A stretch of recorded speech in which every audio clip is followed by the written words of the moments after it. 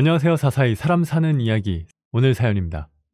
친권이라는 것은 아버지나 어머니가 자식을 보호하고 양육하고 그 재산을 관리하는 것을 내용으로 하는 권리와 의무를 말합니다.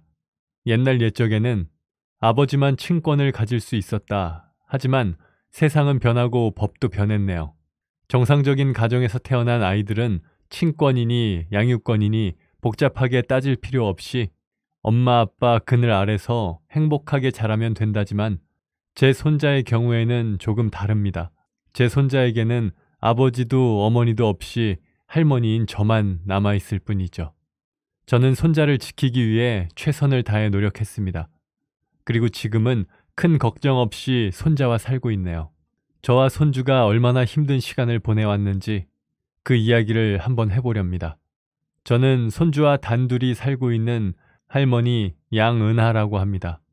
남편과 딸아이는 저에게 손주만을 남겨두고 하늘나라로 가고 말았죠. 그래도 손주와 함께 살아보겠다고 애쓰고 있습니다. 그런데 유난히도 날이 춥던 작년 겨울 어느 날 딱히 찾아올 일하곤 하나 없는 저희 집에 아침부터 초인종이 울렸습니다. 인터폰을 들어 확인한 손님의 얼굴은 낯설었습니다. 30대 중반 정도의 멀끔한 얼굴에 단정하게 넘긴 머리카락. 한 번이라도 보았다면 어렴풋이 기억이 날 텐데 초면이 분명했습니다. 누구세요? 저 경준이 애비 되는 사람입니다, 어머니. 순간 인터폰을 끊고 문을 더 굳게 걸어 잠글까 하는 생각이 들었습니다. 대체 무슨 낯짝으로 여기를 이제서야 찾아왔냐고 따져 묻고 싶은 마음도 굴뚝 같았습니다. 하지만 그래도 하나뿐인 손자의 애비라 생각하니 무작정 내 마음대로 매몰차게 돌려보낼 수만은 없더군요. 그래도 제 애비 얼굴은 알아야 하지 않겠는가 그런 생각이었습니다. 당장이라도 내치고 싶은 마음을 꾹 누르고 저는 그렇게 생전 처음으로 제 사위가 될 수도 있었던 남자를 집 안으로 들였습니다. 테이블을 앞에 두고 커피 한 잔을 내어놓고 가만히 남자의 얼굴을 쳐다보고 있자니 만감이 교차하더군요. 대체 이 남자가 무엇라고. 제 딸은 동네에서 알아주는 수재였습니다. 남들 비싼 과외에 학원을 다니면서도 못 가는 명문대도 한 번에 턱 붙었고 여러 대회에 나가 상을 휩쓸어 학교 정문에 플랜카드도 몇 번이나 붙었더랬습니다. 열 아들 부럽지 않은 딸이었어요. 똑부러지고 야무지고 영특해서 속 한번 썩이는 일이 없었기에 남편과 저는 늘 딸의 결정을 존중하고 믿었습니다. 그런 저희의 기대를 저버리지 않고 딸은 우수한 성적으로 대학을 졸업하고 서울에 취업을 했습니다. 회사 근처에 작은 전셋방을 얻어주고 돌아왔죠. 타지에서 혼자 생활하는 것이 조금 걱정되기야 했지만 워낙에 똑똑한 아이라 남편과 저는 그저 딸을 믿으며 건강 조심하라 일렀습니다. 그리고 매일 퇴근 후 엄마에게 전화를 하던 아이였기에 안심했네요. 자주 올라가 보지는 못해도 가끔 반찬이나 만들어 택배로 보내주곤 했죠. 그러면 딸은 엄마 때문에 살찐다고 툴툴대면서도 오늘은 엄마 덕에 밥을 2공기나 먹었다고 행복해하곤 했습니다. 저는 그런 딸을 항상 자랑스러워했답니다. 그런데 그런 딸이 덜컥 임신을 해서 어느 날 불쑥 돌아온 겁니다. 그것도 이미 어느 정도 부른 배를 안고 혼자서 말이죠. 미안해, 엄마. 너무 놀라 말도 제대로 못하는 제 앞에서 한참을 울던 딸은 힘겹게 그간의 일을 털어놓았습니다. 서울에서 만나 2년을 사귀었다는 남자친구는 저에게도 사진을 보여준 적이 있습니다. 이렇게 잘 지내다가 언젠가 결혼을 할 수도 있겠다 싶어 이것저것 물어본 것이 바로 지난 명절이었죠. 하지만 그놈은 딸이 임신을 하자 딸 아이도 뱃속의 아이도 책임질 생각이 없다며 도망을 갔고 심한 입덧과 대책 없이 불러오는 배 때문에 더 이상 회사에 있을 수가 없어 모든 것을 정리하고 내려왔다 하더군요. 속에서 천불이 났습니다. 왜 병원에 가지 않았느냐고, 그런 놈을 그냥 도망치게 내버려 뒀느냐고 화를 냈지만 소용없었습니다. 지금이라도 병원에 가자는 저에게 아이가 무슨 잘못이겠냐며 담담히 낳겠다 말하는 딸의 말에 억장이 무너지는 것만 같았습니다. 남편은 딸의 이야기를 듣고 자리에서 일어나 이내 밖으로 나갔고 전 그대로 자리를 깔고 누워 끙끙 앓았어요. 딸은 죄인이라도 된 듯 자신의 방에 들어가 다음날 아침이 되도록 나오질 않았었죠. 무거운 공기가 집안을 눌렀습니다. 그날 밤 온 집안이 한숨으로 가득 찼네요. 하지만 자식 이기는 부모 없다고 그날 저녁 술로 빨갛게 익은 뺨을 한 남편이 그래도 우리가 믿어주지 않으면 누가 믿어주겠느냐 하더군요. 속은 상하지만 당장이라도 내 딸을 저렇게 만든 놈을 찾아가 패대기를 치고 싶겠지만 이미 도망가 버린 놈을 찾는데 시간을 버리느니 몸도 마음도 지쳐있을 딸아이를 보듬어 주는 것이 좋지 않겠냐고요. 전 그래도 이대로 내 딸을 놓을 수가 없어 딸 아이를 붙잡고 푸닥거리를 했습니다. 딸은 그저 볼록 나온 배를 감싸진 채 엄마 제발 하며 눈물만 흘릴 뿐이었죠. 며칠의 실랑이 끝에 결국 저와 남편은 그렇게 늘 그렇듯 딸의 선택을 존중하기로 했습니다. 사실 어떤 일이 있었든 여전히 자랑스러운 우리 딸이라는 사실은 변하지 않았고 그런 우리의 딸이 더 이상 상처받지 않길 바랐으니까요. 하지만 몇십 년을 살아온 작은 동네에서는 남편 없이 임신한 제 딸이 화제가 되었고 언제 어디서든 동네 사람들의 입방아에 올랐습니다. 그럴 때마다 쫓아가서 뒤집어 엎기도 했지만 딸아이는 그러지 말라고 절 말리더군요. 틀린 말은 아니잖아. 엄마, 다 괜찮아질 거야. 하면서 말이죠. 그렇게 딸아이는 10달을 꼬박 채우고 튼튼한 남자아이를 낳았습니다. 속을 태운 시간이 무색하게 아이는 정말 예쁘더군요. 우리는 함께 머리를 맞대고 아이의 이름을 고민했고 마침내 경준이라는 이름을 붙여주며 함께 기뻐했습니다. 그리고 두어 달 몸을 추스른 딸아이는 이곳에서 다시 직장에 들어가 일을 시작했습니다. 저는 그런 딸아이를 위해 집에서 경준이를 돌보기로 했습니다. 딸아이와 남편을 출근시키고 손자와 둘이 하루 종일 보내는 생활을 했죠. 그럼에도 힘들다는 생각이 들지는 않았네요. 제 엄마를 닮아 순하디 순한 아기였습니다. 무얼 주던 가리는 음식도 없었죠. 기고 걷는 아이를 쫓아다닐 즈음부터는 힘에 부치기도 했지만 예쁜 얼굴로 방긋거리며 웃으니 온갖 시름이 다 사라지더군요. 다행히도 우리는 그런 생활에 금방 익숙해져 갔고 또 안정화되어 갔습니다. 남편도 딸아이도 집에 오면 아이부터 안아 올렸고 미약하게 집안을 감돌던 불안감은 경준이의 재롱 덕분에 차차 사라졌습니다. 물론 여전히 미혼모인 제 딸 뒤에서 수근거리는 사람들이 있긴 했죠. 하지만 남들이 보기에는 어떨지 몰라도 우리는 행복했습니다. 경준이가 크면 느끼게 될 제 아버지의 부재가 조금 걱정이 되긴 했지만 적어도 당시 우리는 우리가 완벽하다 느껴질 만큼 충만했죠. 그렇게 3년의 시간이 지나 아이가 4살이 되던 해 돌연 남편이 세상을 떠났습니다. 사실 남편은 오래전부터 협심증을 앓고 있었죠. 그래도 병원도 꾸준히 다니고 있었고 괜찮다고 생각했는데 흐르는 세월을 감당하지 못하고 약해진 체력 탓에 병세가 악화된 것인지 급성 심근경색으로 미처 손 써볼 틈도 없이 남편을 보내야 했습니다. 딸아이는 제 아버지의 영정사진 앞에서 오열을 했죠. 제 아버지가 그리 된 것이 제 탓이라 생각하는 듯 했습니다. 그렇게 3일장을 치르고 집으로 돌아와 딸아이와 저는 아빠도 할아버지도 없는 경준이를 잘 키우자 다짐하고 다짐했죠. 하지만 그 슬픔이 채 희미해지기도 전에 이번에는 딸아이가 교통사고로 세상을 떠났습니다. 퇴근 후 집에 오던 길, 버스 정류장에서 내려 길을 건너다가 신호를 무시하고 달려오던 차량에 치여 그 자리에서 세상을 떠났죠. 제 아버지가 하늘로 간 지 꼭 8개월 만이었습니다. 예고도 없이 번갈아가며 일어난 감당할 수 없는 불행 앞에서 저는 한동안 어찌할 바를 모르고 몹시도 불안했습니다. 이제 막 5살이 된 손자에게도 어떻게 설명을 해야 할지 아무런 생각도 들지 않았죠. 하지만 제 엄마를 다시는 볼 수 없게 되었다는 사실조차 정확하게 알지 못하는 손자는 그저 장례식장을 누비고 다닐 뿐이었습니다. 그렇게 남편에 이어 딸아이까지 보내고 돌아온 집. 변한 것은 아무것도 없는데 횡하니 비어버린 집이 낯설고 스산하게만 느껴지더군요. 날이 어둑해지면 현관문을 밀고 들어오던 딸아이와 남편이 이제는 더 이상 돌아오지 않았죠. 그리고 고작 5에 불과한 경준이가 품에 매달려 제 할아버지와 엄마를 찾을 때면 저는 한없이 무거운 책임감에 시달렸습니다. 끝없는 나락으로 떨어져 버린 듯한 느낌을 떨쳐버릴 수가 없었죠. 하지만 이대로 모든 것을 포기할 수는 없었습니다. 나는 그렇다 쳐도 이제 5살이 되어 유치원에 다니는 저 아이를 이대로 방치할 수는 없었네요. 정신 차리고 열심히 살아야 돼. 열심히. 이젠 나밖에 없으니까 우리 경준이한텐. 그리고 전 경준이와 둘이 살기 위해 작은 가게자리를 알아보았죠. 다행히도 남편의 유산과 딸의 사망보험금이 있어 먹고 살기에 힘들진 않았습니다. 차고 넘칠 만큼 윤택하지는 않아도 5살 난 아이를 데리고 어떻게든 자립해 살아갈 만한 경제적 기반은 되었죠. 그렇게 저와 경준이는 남편과 엄마를 잃은 슬픔에서 벗어나려 하고 있었습니다. 그런데 이 몹쓸 놈이 이제서야 이렇게 나타나다니.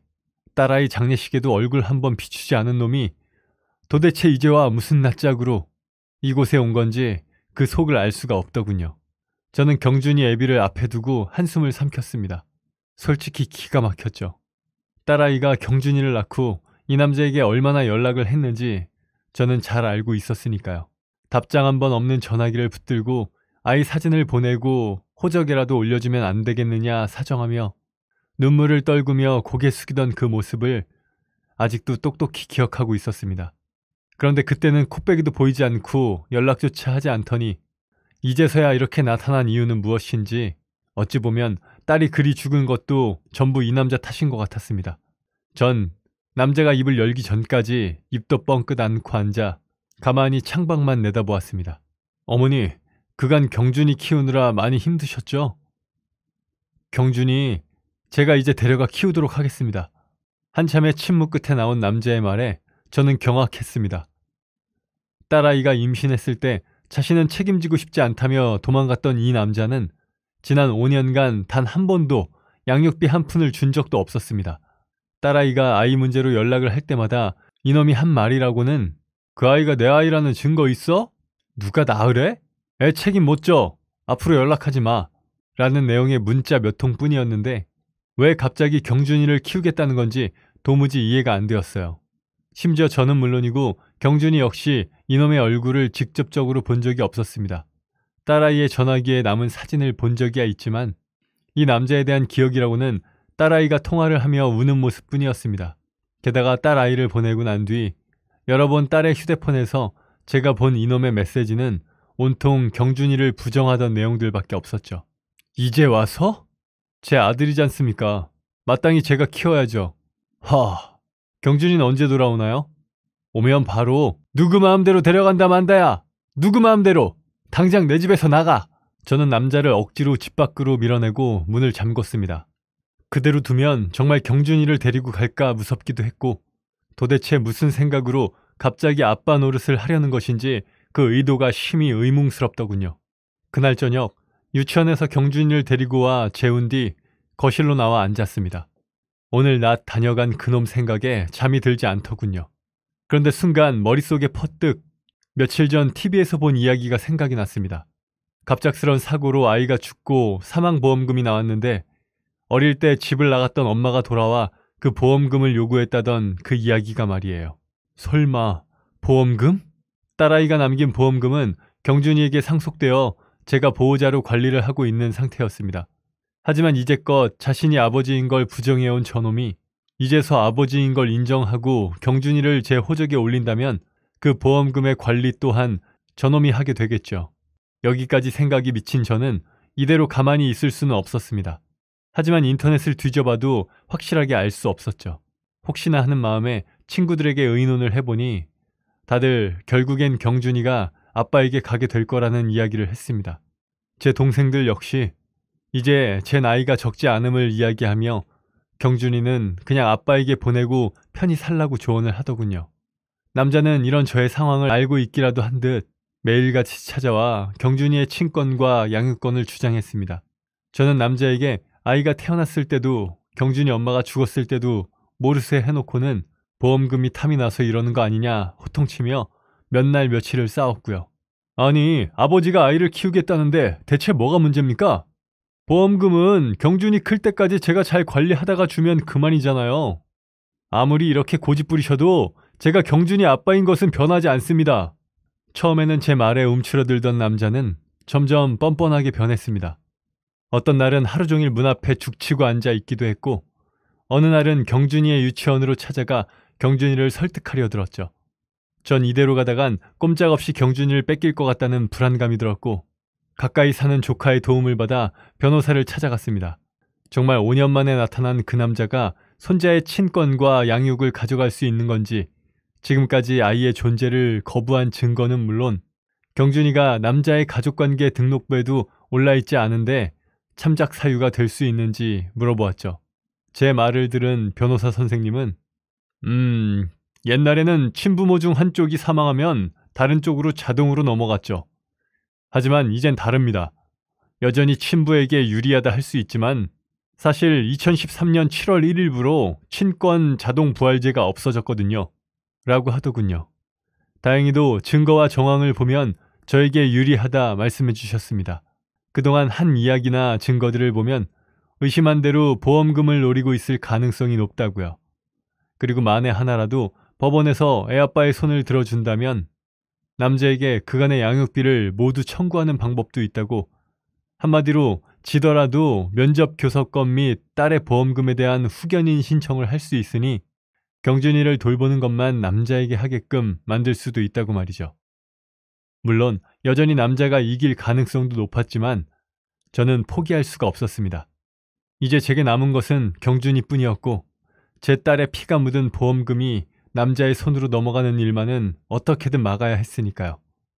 그렇게 소송이 시작되고 저와 그놈은 양육환경 조사 및 양육계획서 제출을 요구받았습니다. 무엇보다 아이의 의사가 가장 중요했고, 또 아이가 자라는 환경이 중요했기에 무엇 하나 허투루 할 수 없는 일들이었습니다.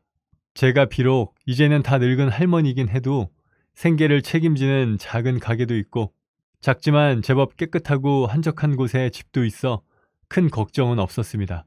반면 남자는 방 2개짜리 빌라에서 여자와 동거 중인 것이 밝혀졌습니다. 모르긴 몰라도 결혼도 하지 않은 여자와 동거 중인 것이 아이를 키우기에 좋은 환경이 아닐 것은 분명합니다. 재산 역시 사업 중이라 말은 번드르르 하게 했지만 딱히 돈이 있는 것 같지는 않아 보였습니다. 알아본 바로는 살고 있는 빌라 역시 월세인데 월세가 제법 밀려 보증금을 거의 다 까먹은 상태라고 했습니다. 그 주제에 구입한 차는 외제차더군요. 물론 이것도 할부금을 갚지 못해 곧 반납하게 될 것 같다고요. 가족들과도 연이 끊겨 도움을 받을 곳도 없고 설상가상으로 인터넷 도박에 빠져 지인들에게도 빚을 진 상태라는 것이 밝혀졌습니다. 이에 대해 경준이 역시 당연히 할머니와 살고 싶다 말을 하더군요. 혹여나 그래도 피부치라고 제 아버지 따라간다 하면 어쩌나 걱정을 했는데, 생전 처음 보는 사람이 아버지라고 하니 영 정이 붙지 않는지 경준이는 남자를 피해 다니며 말을 섞으려 하지 않았습니다. 제가 보기에도 남자의 마지막 동아줄은 제 딸 아이의 보험금 말고는 없어 보였습니다. 대체 이런 상태로 무얼 믿고 아이를 데려가겠다 그 난리를 쳤는지, 결국 그놈은 제 딸의 사망보험금을 목적으로 경준이를 데려가겠다 한 것으로밖에 보여지지 않았죠. 저는 제 양육 환경이 문제 없음을 말하는 동시에 그놈이 이제까지 양육비는커녕 경준이의 존재 자체를 부정해온 증거로 딸 아이의 휴대폰 상태 메시지를 모두 제출했습니다. 그렇게 몇 달의 시간이 흐르고 난 뒤 결국 법원은 저의 손을 들어주었습니다. 어찌 보면 참 당연한 결과였죠. 변호사는 심각할 만큼 남자의 사정이 좋지 않아 그나마 빨리 해결된 편이라고 하더군요. 하지만 아직 조금 제 마음에 걸리는 건 경준이가 제 아비가 어떤 사람인지 알았다는 것 정도일까요? 제 아버지가 자신을 버렸다는 것도 상처인데 다른 것도 아니고 돈 때문에 자신을 찾아와 데려가려 했다는 것이 어린 마음에 한우로 남지나 않을는지 마음이 쓰였습니다. 제 아비가 그랬다는 걸 평생 동안 모르게 하고 싶었는데 말이죠. 그나마 다행이다 싶은 것은 딸아이를 닮아 심지가 참 곧다는 것이었습니다. 얼마 전에는 하도 태권도장에 다니고 싶다 이야기해서 등록해줬더니 자기가 태권도를 배워 할머니를 지켜줄 거라고 하더라고요. 적어도 저 아이가 어른이 돼서 스스로 살아갈 수 있을 때까지는, 그래서 자신의 몫을 챙기고 지킬 수 있을 때까지는 살아야 할 텐데, 아무튼 조그맣게 연 가게 장사도 그럭저럭 잘 되고 되찾은 이 작은 평화를 모쪼록 오래오래 지키고 싶었습니다. 언젠가 남편과 딸아이를 다시 만났을 때 그동안 밀려 있었던 이야기를 하며 웃을 수 있도록 말이죠. 제 경우에는 친권 자동 부활 제도가 사라지게 된 것이 정말 다행이었습니다. 모 연예인이 하늘의 별이 되면서 남겨진 아이들에 대해 할머니와 이혼한 아빠가 친권 및 양육권을 놓고 법정 다툼을 벌이며 그것을 계기로 친권 자동 부활 제도가 사라졌다 하더군요. 만약에 그 법이 없어지지 않았다면 저 역시 꼼짝없이 경준이를 그놈에게 빼앗길 수도 있는 상황이었습니다. 하지만 다행히도 경준이를 지킬 수 있었음에 감사하는 마음뿐이네요. 그런 금수만도 못한 부모가 이 세상에 생각보다 많더군요. 젊고 예쁜 연예인이 하늘로 가면서 남긴 재산을 20년 전에 떠난 엄마가 요구했다는 기사를 본 적도 있습니다.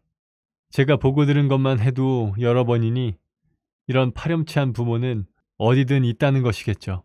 아직 그 모든 것을 원만히 해결할 수 있는 법이 부족하다는 현실이 안타깝네요.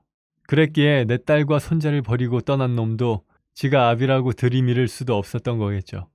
그런 놈을 아비라고 아이를 놓고 소송을 벌여야 했던 저나 혹시라도 낯설은 제 아비에게 가야 할까 불안했을 경준이는 다행히 우리의 울타리를 지켜낼 수 있었지 말이죠. 전 이제 60을 바라보는 나이에 언제까지 건강하게 경준이를 지킬 수 있을지 그 부분이 가장 걱정입니다. 적어도 우리 경준이가 결혼할 때까지는 할머니가 옆에 있어줘야 하는데 말이죠. 물론 아이가 학교를 다니면서 사춘기도 올 테고 제 속을 썩이는 날도 있을 테죠.